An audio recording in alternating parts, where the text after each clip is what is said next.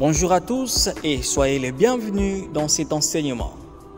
Aujourd'hui, nous allons nous embarquer dans un voyage de découverte et d'inspiration pour découvrir ensemble comment en tant qu'homme maintenir une relation amoureuse dans la foi. Chers frères, dans notre époque moderne, maintenir une relation amoureuse peut souvent sembler complexe et déroutant, mais n'ayez pas crainte, car nous avons une source inépuisable de sagesse et d'orientation dans les Saintes Écritures et la vie des saints. Ces récits inspirants nous montrent comment naviguer dans les eaux parfois tumultueuses de l'amour avec la grâce et la sagesse que Dieu seul peut nous donner. Souvenez-vous également que la route vers une relation amoureuse épanouie n'est pas toujours facile. Elle demande dévouement, de la patience, de l'écoute, du respect, mais avant tout, un amour véritable et authentique qui s'enracine dans notre foi en Dieu. Et n'oubliez jamais que vous n'êtes pas seul dans ce voyage. Vous avez le soutien constant de notre Seigneur Jésus-Christ, l'accompagnement du Saint-Esprit et la bienveillante intercession de la Vierge Marie, des anges, des archanges et de tous les saints. Dans les moments de doute, de peur ou de preuve, tournez-vous vers eux avec confiance et humilité. Et donc rejoignez-nous alors que nous explorons, nous plongeons dans ce voyage, explorant des thèmes tels que l'amour de soi, le respect, l'amour en action, la communication, la foi et bien sûr la prière. Ces piliers sont essentiels pour maintenir une relation amoureuse bénie par Dieu. Et nous croyons fermement que manquer une partie de cette vidéo, c'est manquer une partie essentielle du message. Nous vous invitons donc à rester avec nous jusqu'à la fin, car chaque segment est une pièce importante du puzzle. Que Dieu vous guide et vous bénisse tout au long de ce pèlerinage de découverte. Alors, abordons la première section de notre voyage, l'amour de soi, qui est la fondation essentielle sur laquelle repose une relation amoureuse véritable et donc la pierre angulaire de toute relation amoureuse solide et durable. Chers frères, il est évident et biblique qu'avant d'aimer quelqu'un d'autre, il est essentiel que chaque homme apprenne à s'aimer lui-même. Cela signifie accepter qui vous êtes, vous respecter et prendre soin de vous physiquement, émotionnellement et spirituellement. Souvenez-vous que vous êtes créés à l'image et à la ressemblance de Dieu et que vous êtes dignes d'amour et de respect. Lorsque le Seigneur Jésus-Christ nous dit « Tu aimeras ton prochain comme toi-même », il nous enseigne une vérité fondamentale. Ce commandement venant de notre Seigneur Jésus-Christ dans l'évangile de Marc est donc le point de départ de notre méditation. Pour aimer autrui véritablement et de manière désintéressée, nous devons d'abord nous aimer nous-mêmes. Pas un amour narcissique ou égoïste, mais un amour authentique qui reconnaît la valeur et la dignité intrinsèque que nous avons en tant qu'enfants de Dieu. Très souvent, la difficulté de maintenir une relation amoureuse réside dans notre incapacité à nous accepter et à nous aimer nous-mêmes, avec nos forces et nos faiblesses. Nous sommes tous créés à l'image et à la ressemblance de Dieu, et cette réalité fondamentale divine donne une valeur inestimable à chaque être humain. La vie de Saint Augustin nous donne un exemple parfait de l'importance de l'amour de soi. Avant sa conversion, Augustin vivait une vie de plaisir mondain, cherchant toujours à combler un vide qu'aucune joie terrestre ne pouvait combler. Ce n'est qu'après avoir reconnu sa propre valeur en tant qu'enfant de Dieu qu'il a pu changer de vie et vivre pleinement dans l'amour de Dieu. Et dans ses confessions, il écrit « Tu nous as fait pour toi, Seigneur, et notre cœur est sans repos tant qu'il ne demeure à toi. » Chers frères, L'amour de soi est donc essentiel, non seulement pour maintenir une relation amoureuse, mais aussi pour notre propre croissance et développement spirituel. En nous aimant nous-mêmes, nous apprenons également à reconnaître la présence de Dieu en nous et à voir cette même présence dans les autres. Tournons-nous maintenant vers la deuxième section où nous découvrirons comment ces fondements nous permettent de maintenir et de développer l'amour pour notre prochain dans une relation amoureuse. Oui, après avoir exploré l'importance de l'amour de soi, nous allons désormais nous pencher sur l'aspect central d'une relation amoureuse, l'amour pour l'autre. Le Christ nous a enseigné que le second commandement le plus important est d'aimer notre prochain comme nous-mêmes. Dans une relation amoureuse, ce précepte prend une dimension plus profonde. L'amour que nous portons à notre partenaire doit être un reflet de l'amour divin, un amour inconditionnel, patient, qui ne cherche pas son propre intérêt, ne regarde pas rancœur et qui pardonne toujours. Saint Paul décrit admirablement cet amour dans sa lettre aux Corinthiens où il écrit « L'amour est patient, il est plein de bonté, l'amour n'est pas envieux, l'amour ne se vante pas, il ne s'enfle pas d'orgueil, il ne fait rien de malhonnête, il ne cherche pas son intérêt, il ne s'irrite pas, il ne soupçonne pas le mal, il ne se réjouit pas de l'injustice, mais il se réjouit de la vérité.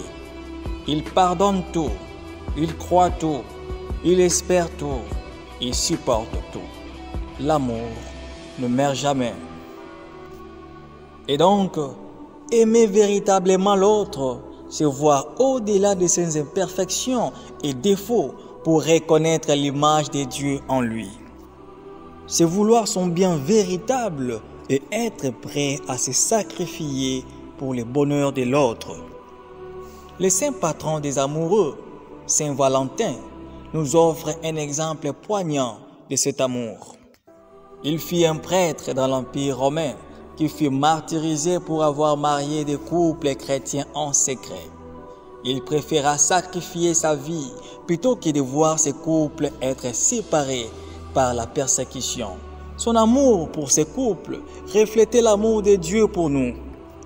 L'amour pour l'autre, chers frères, est ce qui donne substance à une relation amoureuse. Et donc, sans cet amour, toutes nos actions, aussi louables soient-elles, sont vaines. Comme Saint Paul le dit, « Si je donne tous mes biens à l'aumône, si je livre même mon corps aux flammes, mais que je n'ai pas l'amour, cela ne me sert à rien. » Abordons maintenant une dimension fondamentale de l'amour qui est souvent sous-estimée et pourtant si essentielle, le respect mutuel. Le respect est un pilier fondamental, une clé essentielle pour construire et maintenir une relation amoureuse jusqu'à la gare. Cela implique d'écouter, d'apprécier et de valoriser l'autre et de faire preuve de considération pour ses sentiments, ses idées et ses besoins.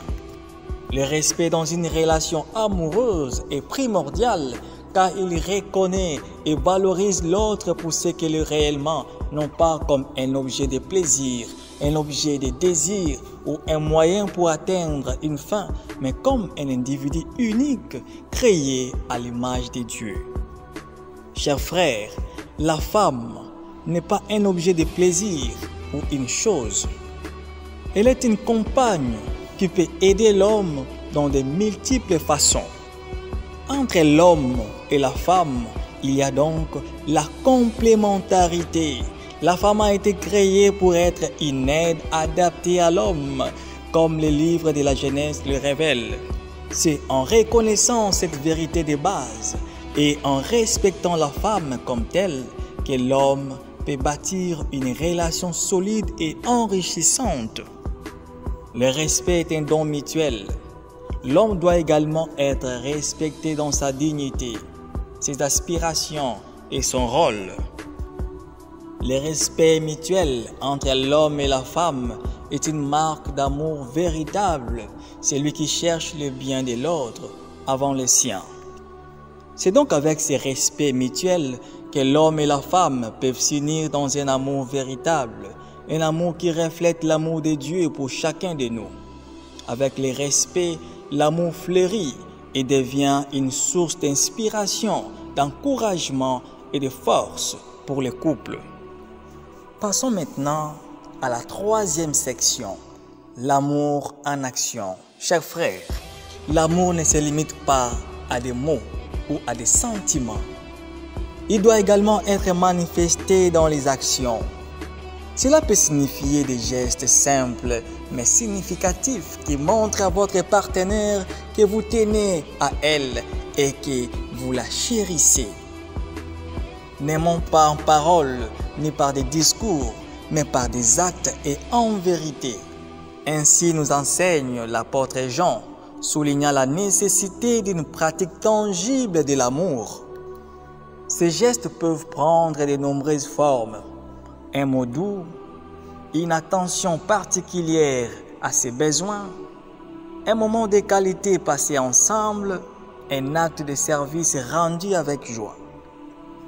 En vivant ces valeurs, en mettant l'amour en action, nous pouvons non seulement maintenir une relation amoureuse, mais aussi la faire fleurir et grandir en profondeur et en authenticité. Parlons maintenant de la communication. La communication, chers frères, est un pilier de toute relation. Elle permet de résoudre les conflits, d'exprimer les besoins et les désirs et de renforcer l'intimité émotionnelle. Comme le souligne l'apôtre Jacques dans sa lettre, que chacun soit prompt à écouter, lent à parler, lent à se mettre en colère. Dans l'expression de cet enseignement biblique, nous saisissons l'importance primordiale de la communication dans nos relations, notamment amoureuses.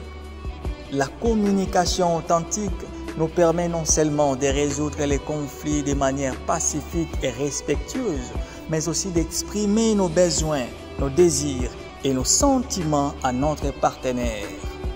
Elle est un vecteur essentiel de compréhension et de compassion mutuelle, renforçant ainsi l'intimité émotionnelle dans les couples. Lorsque nous parlons de la communication, il est important de comprendre que cela inclut non seulement les mots que nous utilisons, mais également notre langage corporel et nos actions. Comme le dit l'adage, les actions parlent plus que les mots. Et une communication véritable, efficace, repose sur une cohérence entre ce que nous disons et ce que nous faisons. Mais nous devons aussi nous souvenir que, comme toutes les autres dimensions de la vie amoureuse, la communication est un domaine où nous avons constamment besoin de la grâce et de l'orientation de Dieu. Comme nous le verrons plus tard, la prière est la clé pour naviguer les défis de la communication et pour grandir ensemble en amour et en compréhension. Mais parlons d'abord de la foi.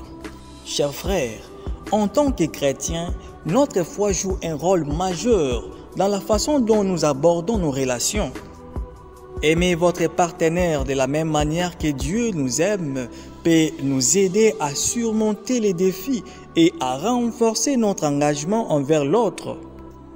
Rappelons-nous que les fondements les plus profonds et les plus puissants de toute relation chrétienne est notre foi en Dieu. En effet, notre foi joue un rôle majeur. Et donc, nous sommes appelés à incarner cette foi dans un amour divin dans nos relations, en faisant preuve de patience, de générosité, de respect, de compréhension et de pardon. Ah oui, c'est un idéal élevé, certes, mais c'est le défi et la beauté même de l'amour chrétien.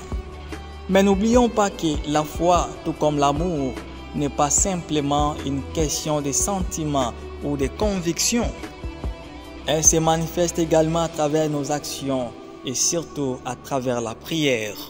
C'est pourquoi, en conclusion, nous allons nous pencher sur l'importance fondamentale de la prière dans la vie d'un couple. La prière n'est pas simplement un moyen de chercher l'aide de Dieu dans nos relations, c'est aussi une manière puissante d'unir nos cœurs et nos esprits avec ceux de notre partenaire et de Dieu lui-même. La prière est une composante essentielle d'une relation amoureuse pour un homme. Elle permet non seulement de se rapprocher de Dieu, mais aussi de sa partenaire. En priant ensemble, vous construisez un lien spirituel fort qui renforce votre relation. La prière vous offre l'opportunité d'intercéder pour votre partenaire, de demander la sagesse et la guidance de Dieu dans votre relation et de lui exprimer votre gratitude pour l'amour que vous partagez.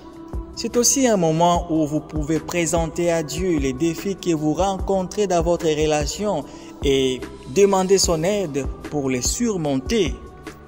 N'oubliez pas que la prière n'est pas seulement un acte individuel, mais aussi un acte commun.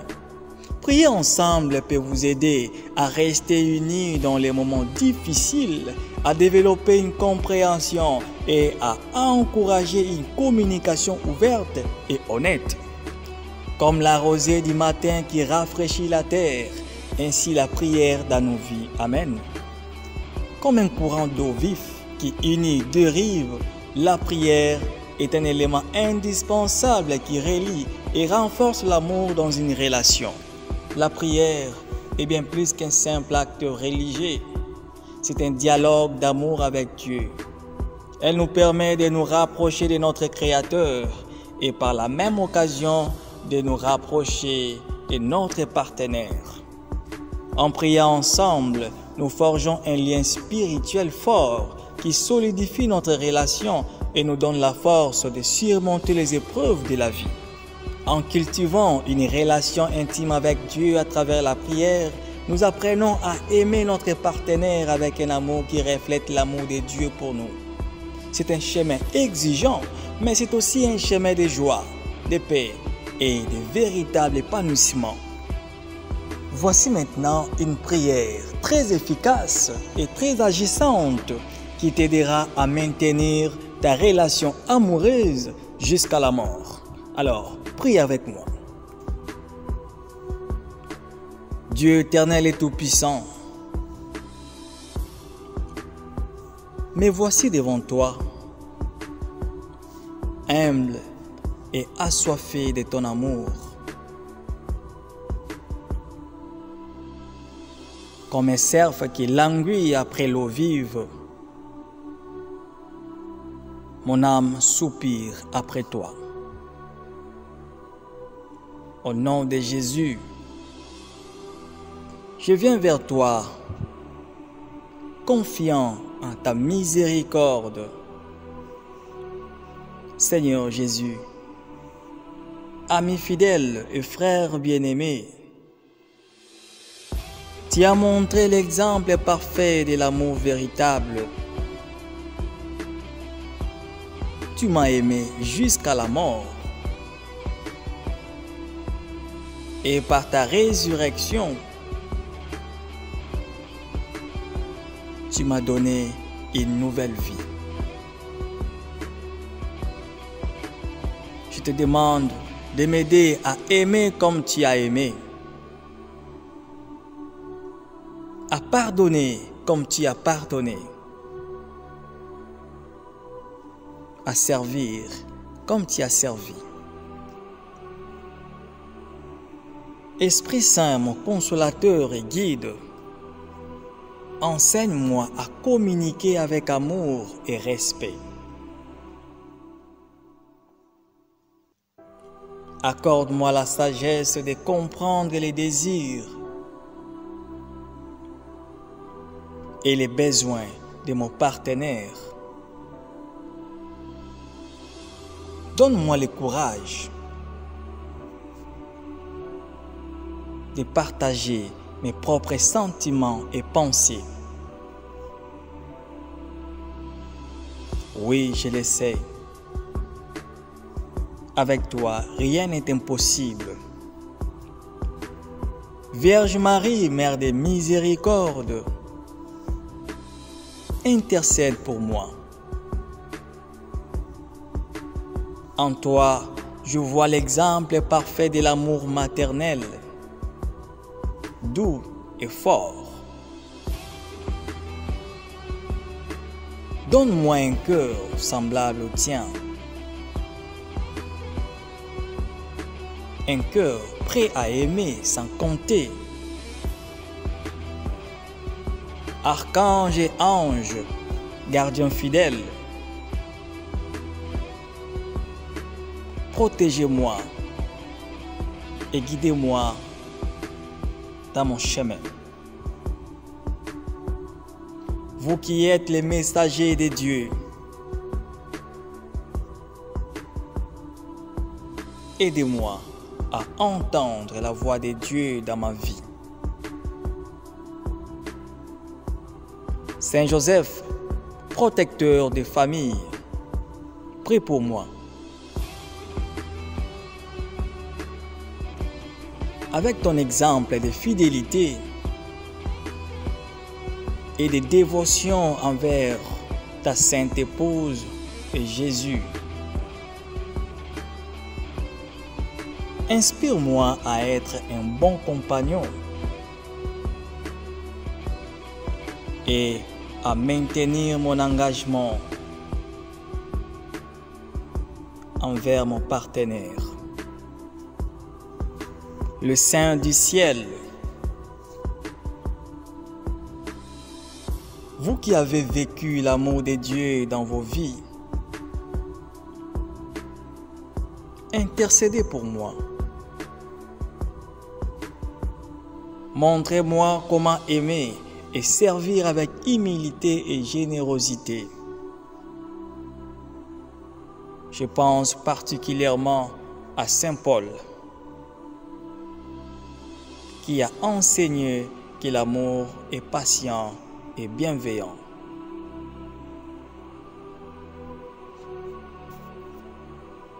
Enfin, je te rends grâce, Seigneur,